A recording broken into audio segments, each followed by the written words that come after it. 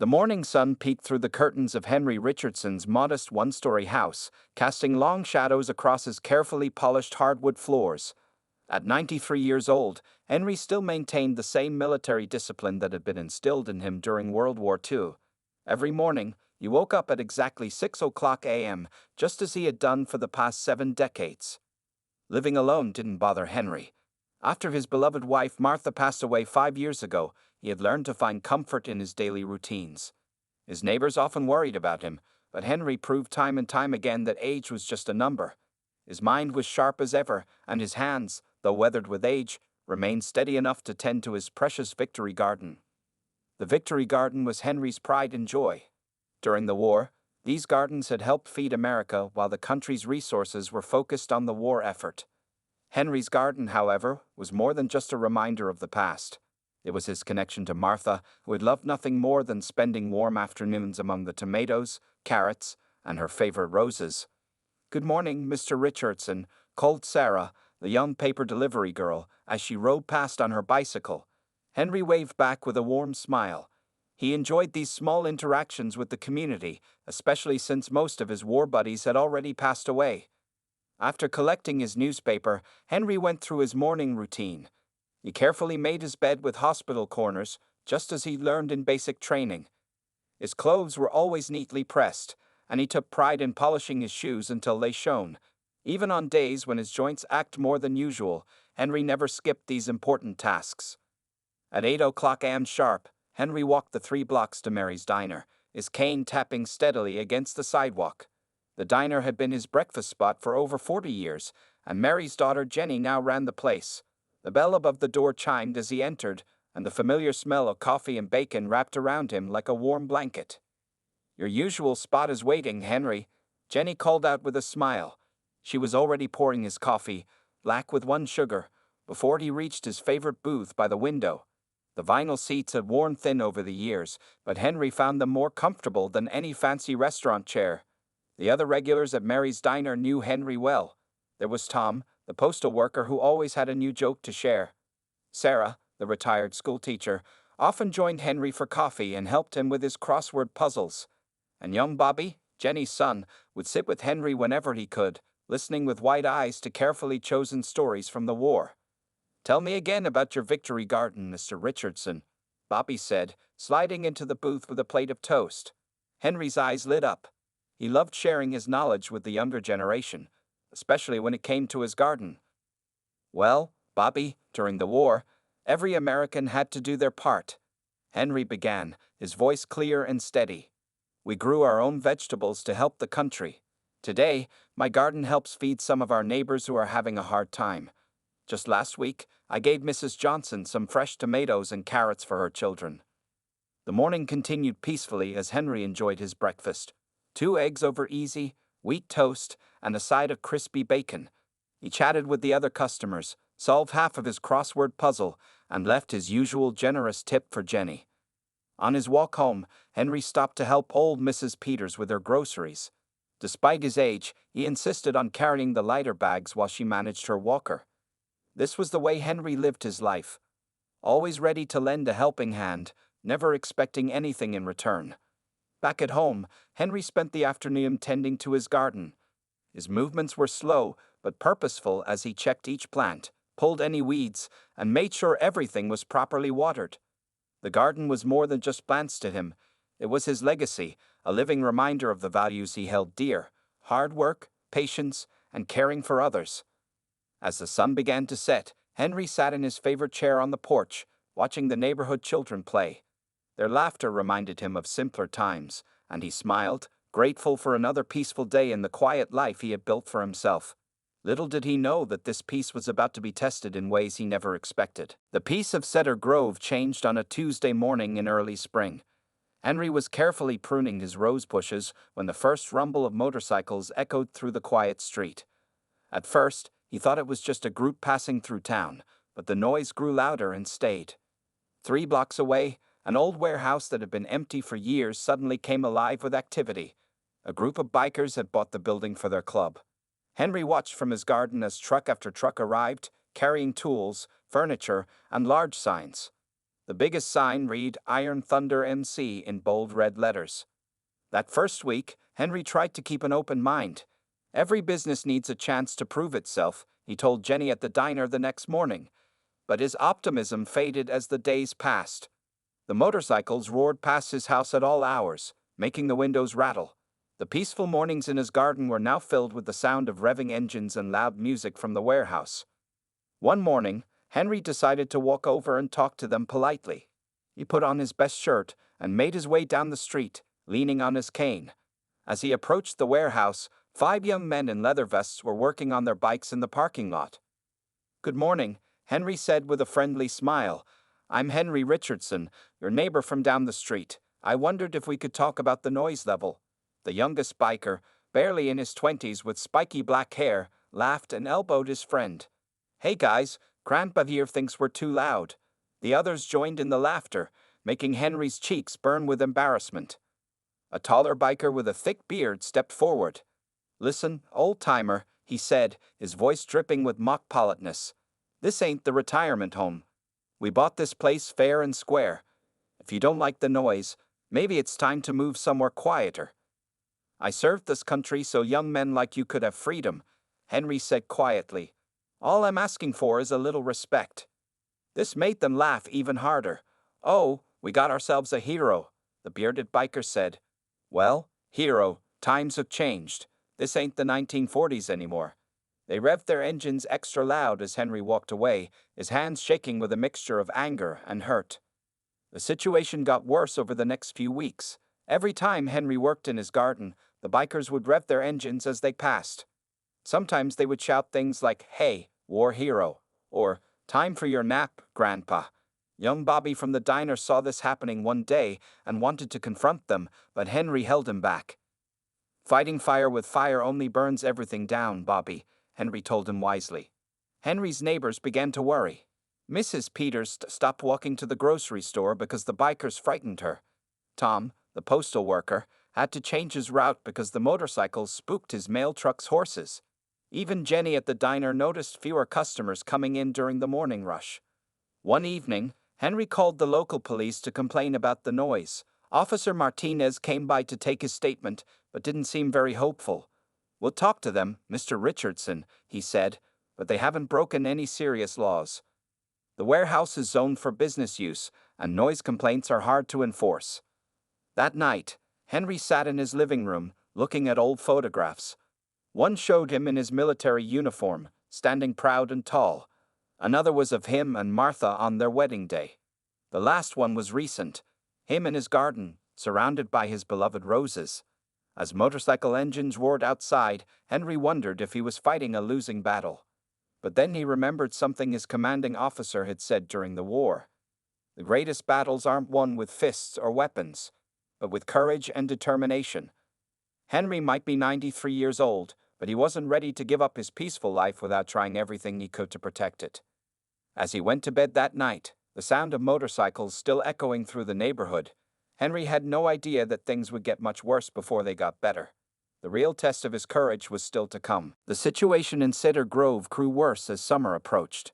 Henry noticed small changes at first. His morning newspaper was missing more often, and sometimes his trash cans were knocked over when he woke up. He didn't want to jump to conclusions, but he often heard motorcycles roaring past his house late at night, right before these incidents happened. One morning, as Henry walked to Mary's diner, he found cigarette butts thrown all over his carefully tended garden path. His jaw tightened as he slowly bent down to pick them up, his old joints protesting with each movement. From the warehouse down the street, he could hear laughter. "You shouldn't have to deal with this, Henry," Jenny said as she poured his morning coffee. The diner was quieter these days. Many regular customers avoided the area because of the bikers. "My Bobby saw them doing wheelies in front of your house yesterday. He wanted to call the police, but—" Henry nodded understanding. The police had already told him there wasn't much they could do. Officer Martinez had suggested that maybe it was time for Henry to consider moving to a retirement community. "For your own safety," he had said kindly. "I've lived in that house for 50 years, Henry told Jenny, his voice firm. "Martha and I raised our children there. I'm not leaving because some young troublemakers want to scare me away." But the harassment continued to get worse. One afternoon, Henry was working in his garden when three motorcycles circled his property, their engines roaring so loudly that his windows rattled. The bearded biker, who Henry now knew was called Snake, led the group. "Hey, war hero!" Snake shouted over the engine noise. "Still fighting the good fight?" The other bikers laughed as they revved their engines even louder. Henry stayed focused on his tomato plants, trying to ignore them. But then one of the bikers drove onto his lawn, leaving deep tire tracks in the grass that Henry had carefully maintained for decades. That night, Henry could barely sleep, remembering how Martha had loved their neat, green lawn. The next day, Henry found a small group of neighbors gathered at his front gate. Mrs. Peters, Tom the postal worker, and Sarah the retired teacher all looked worried. "We've been talking, Henry," Sarah said gently. "We're going to file a group complaint with the city council. This has gone too far."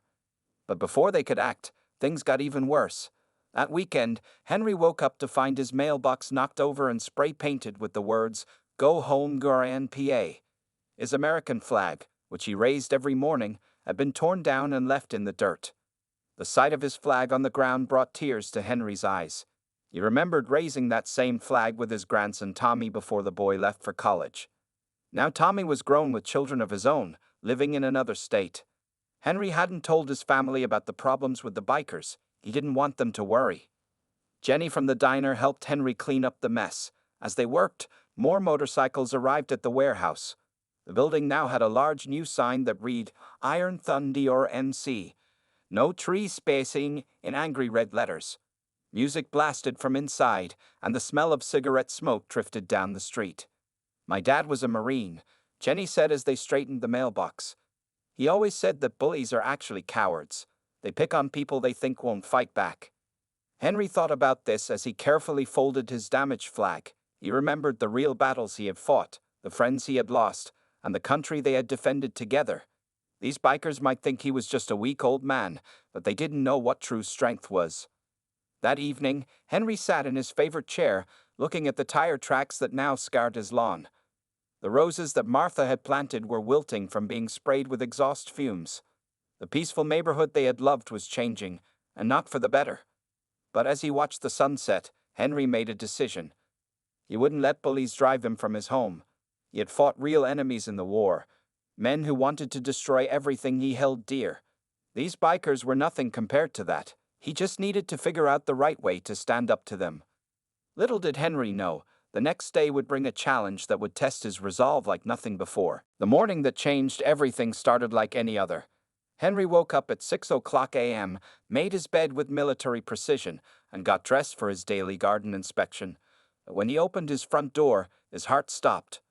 Martha's roses were destroyed. Every single one of the beautiful rose bushes that his wife had planted 40 years ago lay broken and trampled. The wooden stakes that supported them were snapped in half, and motorcycle tire tracks cut deep through the flower beds. Someone had poured oil on the soil, making sure nothing would grow there again. Henry's legs felt weak. He lowered himself onto the porch steps, his old hands shaking. These weren't just flowers. They were his last living connection to Martha. Every spring when they bloomed, he felt like she was still with him. Now they were gone. Among the destroyed roses, something caught his eye. A leather patch lay half buried in the dirt. Henry picked it up with trembling fingers. It showed a red thunderbolt, the Iron Thunder NC symbol. They hadn't even tried to hide who did this. "Oh my goodness, Henry." Mrs. Peters called from next door. She hurried over as fast as her walker would allow. "I heard motorcycles around midnight, but I was too scared to look outside. Should we call the police?" Henry slowly shook his head. Officer Martinez would just tell him the same thing. No proof, no witnesses, nothing they could do. Besides, this wasn't about the law anymore. This was personal. As he sat there looking at the destruction, memories flooded Henry's mind. He remembered D-Day, watching young men find courage they didn't know they had. He thought about his commanding officer, Captain Stevens, who taught him that true strength wasn't about muscles or weapons. It was about standing up for what's right, no matter the odds. "I'll help you clean this up," Mrs. Peters offered kindly, but Henry raised his hand to stop her. "No, Sarah," he said quietly. "I need to do something else first." Henry went inside and opened his closet. In the back, protected by a plastic cover, hung his military dress uniform. He hadn't worn it since the Veterans Day parade 5 years ago, but it still fit perfectly. Each medal told a story of courage, sacrifice, and duty. His hands moved automatically, remembering how to fasten every button. As he dressed, Henry could hear motorcycles revving at the warehouse. The bikers were starting their day, probably laughing about what they'd done to an old man's garden. They thought they were tough, intimidating people with their noise and numbers. But they had never faced real danger, never had to be truly brave. Henry pinned his last medal, the Bronze Star he earned at Normandy, and looked in the mirror. The old soldier looking back at him stood straight and tall, despite his 93 years. His white hair was neatly combed, his shoes shone, and his uniform still held its sharp creases. "What would you do, Martha?" he asked softly, touching the wedding ring he still wore. You could almost hear her voice. "Show them who you really are, Henry Richardson." Before leaving the house, Henry picked up one more thing, an old photograph. It showed him and his army unit on the beach at Normandy, young men who had faced terror and found courage. He put it in his pocket, next to the Iron Thunder patch he'd found in his garden. Walking down the street toward the warehouse, Henry felt no fear. Some of the neighbors watched from their windows, worried about what might happen. Young Bobby from the diner saw him and started to run over, but Jenny held her son back. She seemed to understand that this was something Henry needed to do alone. The sound of motorcycles grew louder as Henry approached the warehouse. Through the open doors, he could see at least 20 bikers inside. Some were working on their machines, others were playing pool or sitting at the bar they'd built. None of them noticed the old man in full military dress walking into their midst. But they were about to learn an important lesson about real courage and about judging a book by its cover. Before Henry could step into the warehouse, a hand gently caught his arm. It was Jenny from the diner, slightly out of breath from running to catch up with him. "Wait, Henry," she said quietly. "There's something you need to know first." She led him to a nearby bench, away from the warehouse. Henry noticed she was carrying a folder under her arm. "I've been doing some research," Jenny explained, opening the folder. "After they destroyed your roses, I knew we needed to understand who we're dealing with." She pulled out several newspaper clippings and local business records. The Iron Thunder MC, it turned out, wasn't just a group of troublemakers.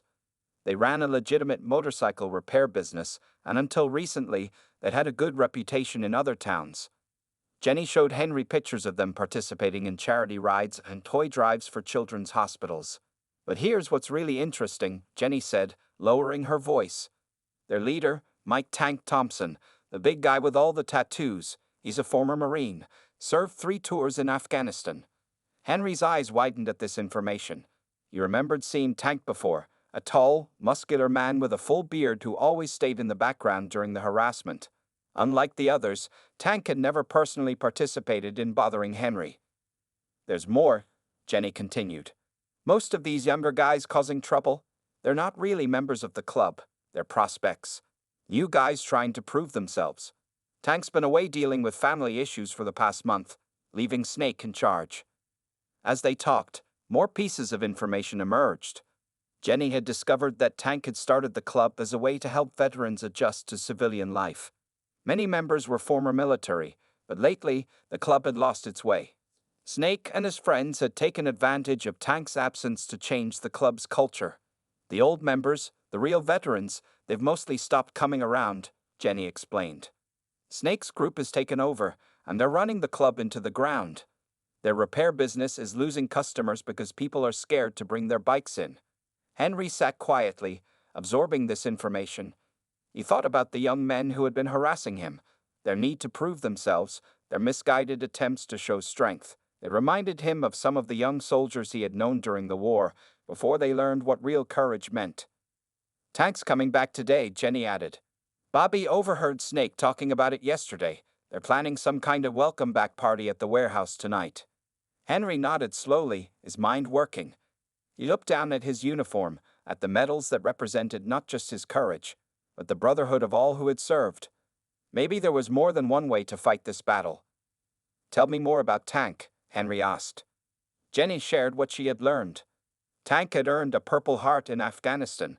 After coming home, he had struggled with civilian life until another veteran helped him find his way. That's why he started the motorcycle club, to create a community where veterans could support each other.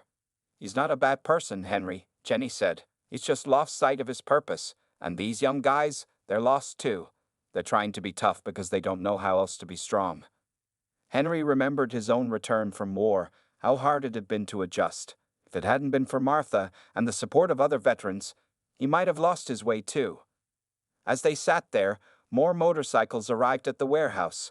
The noise level increased as members gathered for Tank's return. Henry could see them setting up for the party, bringing in food and drinks. "What are you going to do?" Jenny asked, worried about the determined look in Henry's eyes. Henry stood up slowly, straightening his uniform. The morning sun caught his medals, making them shine. "I'm going to remind them of who they're supposed to be," he said quietly. Sometimes people just need to be reminded of their better selves. As he prepared to walk into the warehouse, Henry felt a new sense of purpose. This wasn't just about his roses anymore. It was about helping lost soldiers find their way home, something every veteran understood. The warehouse door creaked as Henry pushed it open. The loud music inside suddenly stopped, and dozens of heads turned to stare at the old man in his military dress uniform. Some bikers laughed, others looked confused, but no one spoke. Snake, who had been playing pool, walked forward with a smirk on his face. "Well, look who's here." The old war hero finally decided to join the party. He spread his arms wide, encouraging others to laugh. "What's with the costume, Grandpa?" Henry didn't respond to Snake. Instead, he walked slowly through the crowd, his shoes clicking on the concrete floor. His medals caught the light from overhead, creating tiny flashes of gold and silver. He moved with purpose, heading straight for the back of the warehouse where a large man had just entered through the rear door. Tank Thompson stood 6 feet 4 inches tall, with broad shoulders and arms covered in tattoos. He had just arrived from his trip, and his face showed surprise at seeing an elderly man in full military dress in his clubhouse. "Mind if I speak with you, Marine?" Henry asked, his voice clear and strong. Tank's eyes moved over Henry's uniform, noting each medal with professional recognition. His expression changed when he saw the Bronze Star. "How did you know I was a Marine?" he asked. Henry reached into his pocket and pulled out 2 items, the old photograph from Normandy and the Iron Thunder patch he'd found in his roses. "We need to talk about what your club has become," Henry said, loud enough for everyone to hear. Snake stepped forward quickly. "Hey Tank, this old man's been causing trouble. He's always complaining about the noise end." "Be quiet." Tank's command was soft but firm. Snake's mouth snapped shut. Tank pulled up 2 chairs. "Sit down, sir. Tell me what's on your mind." Henry sat down carefully, his old joints protesting. He placed the photograph on a nearby table. "That's my unit on D-Day," he said. "I was 19 years old, just like some of your young prospects here." Tank leaned forward to look at the photo. The warehouse had gone completely quiet. Even Snake and his friends moved closer to listen. "We were all scared that day," Henry continued.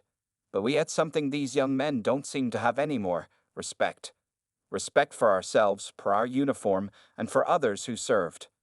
He placed the Iron Thunder patch next to the photograph. "I found this in my garden this morning. Your club members destroyed my wife's roses. They've been harassing me and other neighbors for weeks. Is this what you created this club for, Marine?" Tank's face darkened as he looked at Snake and the other prospects. "No, sir, it's not." "I've learned about you," Henry said. "How you started this place to help veterans, to build community. When I came home from war, we had that. We helped each other adjust, but somewhere along the way, your club lost its purpose." Henry stood up slowly, facing the crowd of bikers. "You young men think you're showing strength by intimidating an old man. Let me tell you about real strength. Real strength is what I saw on that beach in Normandy. It's what Tank showed in Afghanistan. It's not about making noise or scaring people. It's about standing up for what's right." He turned back to Tank. "You know what I'm talking about, Marine. These young men need guidance, not freedom to become bullies." Tank stood up, towering over everyone. His face showed a mixture of shame and determination. "You're right, sir." He faced his club members. "This stops now. We're supposed to be helping our community, not terrorizing it." Snake tried to protest, but Tank cut him off. "You want to be part of this club? You'll learn what it really means to be strong." starting with apologizing to Mr. Richardson and helping him restore his garden. The warehouse remained silent as Tank extended his hand to Henry. "I'm sorry we lost our way, sir. Thank you for having the courage to remind us who we're supposed to be." Henry shook Tank's hand firmly. As he looked around the warehouse, he saw shame on some faces, respect on others. His words had hit their mark. Sometimes the greatest victory comes not from defeating an enemy, but from helping them find their way back to their better selves. The next morning, Henry woke up to an unusual sound, not the roar of motorcycles, but the quiet murmur of voices in his garden. When he looked out his window, he couldn't believe his eyes. Tank was there, along with about 15 club members, including Snake. They were all working in his garden, carefully removing the damaged rose bushes and cleaning up the oil-soaked soil. Someone had brought new gardening tools and several bags of fresh soil. Henry walked outside, leaning on his cane. Tank immediately approached him, wiping soil from his hands. "Good morning, sir. Hope we didn't wake you. We wanted to start early before it got too hot." Snake stood nearby, looking uncomfortable in work clothes instead of his usual leather vest. Tank gestured for him to come forward. The young man shuffled his feet, then finally looked Henry in the eye. "I'm sorry, Mr. Richardson," Snake said quietly. "We were wrong. What we did to your garden, to your wife's roses, it was shameful." He pulled out a small box from behind his back. "We found a garden center that specializes in heritage roses. The owner said these are the same kind your wife planted." Henry opened the box to find 6 healthy rose bushes, their buds just beginning to show color. His hands trembled slightly as he touched one of the leaves. "They won't be the same ones Martha planted," Henry said, "but they're a good start toward making things right." As the morning progressed, more people joined the garden restoration project. Jenny brought coffee and donuts from the diner. Mrs. Peters came with homemade lemonade. Even Officer Martinez stopped by, smiling as he watched the bikers working alongside the neighbors. Tank had organized the work crews efficiently, just like a military operation. Some members removed the contaminated soil, while others prepared new flower beds. Snake, surprisingly, showed a talent for gardening. He carefully planted the new roses, following Henry's instructions exactly. "My grandmother had a garden," Snake explained as he worked. "Before she passed away, she tried to teach me about flowers. I was too busy trying to be tough to listen. Guess I forgot who I really was for a while." Throughout the day, Henry shared stories about his time in the war and his life with Martha. The young bikers listened with genuine interest, especially when he talked about coming home and having to find his place in civilian life again. "That's why I started this club," Tank said during their lunch break. "To give veterans a place to belong. Somewhere to find purpose again. But we let it become something else." He looked at his younger members. "That changes now. We're going back to our original mission." By late afternoon, the garden looked better than it had in years. The new roses were planted, the lawn was repaired, and fresh mulch covered the flower beds. The biggest transformation wasn't in the garden. It was in the people. Snake and his friends had removed their leather vests, revealing regular young men underneath all their tough guy appearance. They talked and laughed with the neighbors they had once terrorized. Several asked Henry about joining his morning coffee group at the diner. "We're making other changes too," Tank told Henry as they admired the finished garden. "Starting a veteran outreach program. Maybe a mentorship project for troubled youth. Would you consider sharing your experiences with our newer members, sir? They could learn a lot from you." Henry looked at the garden, then at the group of people who had come together to restore it. "I'd be honored," he said. "But on one condition. You all join me for coffee at the diner sometimes." Martha always said good conversations happen better over coffee. As the sun began to set, the bikers cleaned up their tools and prepared to leave. But before they did, Tank gathered everyone in a circle around the new rose bushes. "Tomorrow," he announced, "we start fresh. The Iron Thunder MC is going to be what it was meant to be, a place of brotherhood, service, and respect." He looked at Henry. "Thanks to you, sir, we remembered what real strength looks like." Henry watched them leave, their motorcycles now running quietly out of respect for the neighborhood. Sometimes, he thought, the greatest change comes not from fighting against something, but from helping people find their way back to their best selves. 3 months after the confrontation at the warehouse, Cedar Grove had changed in ways nobody could have predicted. The Iron Thunder NC was still there, but it had become something entirely different. Every Tuesday morning, the diner was packed with an unusual mix of people. Veterans of different ages sat together at the long tables Jenny had arranged especially for these meetings. Henry sat at the head of the main table, with Tank beside him. They called it the Veterans' Breakfast, but it was open to everyone in the community. "Tell them about D-Day again, Henry," Bobby would often ask, his eyes wide with interest. But now, instead of just Henry's stories, other veterans shared their experiences too. Tank talked about Afghanistan, and younger veterans spoke about their own service. The breakfast had become a place of healing and understanding. The warehouse had transformed as well. The loud music and constant motorcycle noise were gone. Instead, there was a new sign outside: Iron Thunder MC, Veterans Support Center and Motorcycle Repair. The club members had painted the building, planted flowers, and even created a small memorial garden in honor of fallen soldiers. Snake, who had once been the leader of the troublemakers, had changed the most. He worked in Henry's garden every Saturday, learning about each plant and sharing stories about his grandmother. The tough guy act was gone, replaced by a genuine interest in helping others. He had started a program teaching motorcycle repair skills to local youth, showing them that there were better ways to earn respect than causing trouble. "You know what's funny, Mr. Richardson?" Snake said one day while they pruned the roses together. "I joined this club thinking it would make me tough.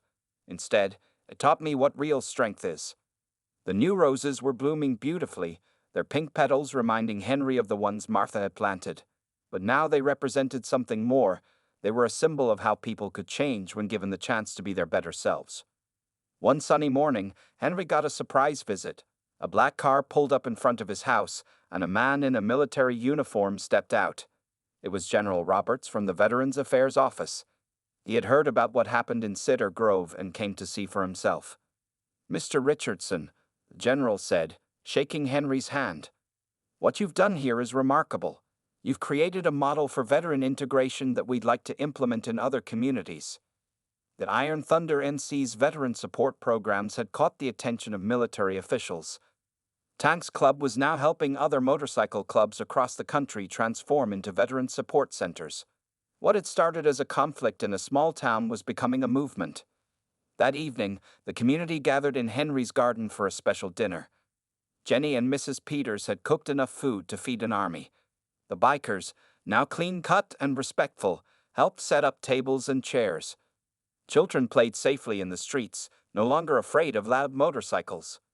"Look at this, Martha," Henry whispered to himself as he watched everyone together. "Look at what your roses helped create."